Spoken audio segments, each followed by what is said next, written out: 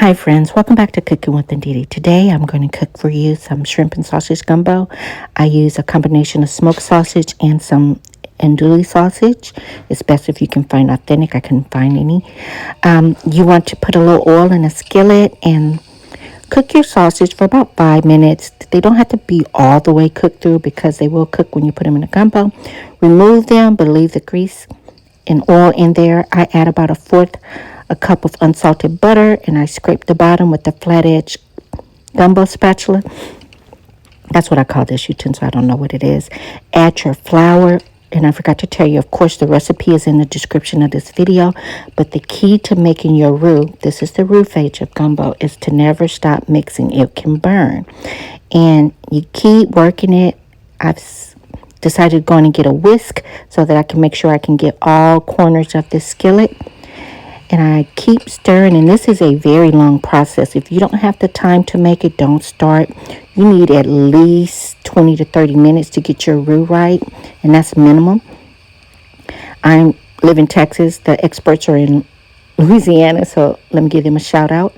Once you have your roux, the color that you want, add in your mixed vegetables. That's going to stop it from cooking. And then you start adding your liquid. And I add a combination of water and I did add some chicken broth. If you have the shells and you want to make the shrimp broth, you can do that. I bought shrimp that didn't have shells on it, so I'm using a combination of water and chicken broth on mine. And you keep working it, stirring it. And this process here, I let it simmer for about 25 minutes, building these flavors. So now I'm going to scrape along the sides with the whisk, because like I said, it's important to have it mix well. All right, now it's time to start building the flavors. I'm adding 3 bay leaves, and again I'm whisking it so that it doesn't stick to the bottom of the skillet. If you have one of those Magnalite pots, that would be great, but I don't have one. I add my broth to my gumbo mixture in increments, and now I'm adding the seasonings. Some Cajun seasoning, some garlic powder, some thyme, some onion powder, a little black pepper, some cayenne pepper. Again, the recipe will be in the description for you, so don't fret. I like to add a little bit of Worcestershire sauce. Those that follow me, you know that's my favorite sauce to cook with. Adds a little more depth to your flavors. And I forgot to tell you, my burner is on medium-high heat. This is my secret ingredient that I use here. I use a Savoy's dressing mix. That's what I make my dirty rice with. And it's a mixture of liver and gizzards and some flavors all mixed in. That's my secret ingredient. Make sure you drain this before you put it in with your gumbo here, or else it will be very greasy. So I drained the liquid off of it, and now I'm adding it to my gumbo mix, working it in.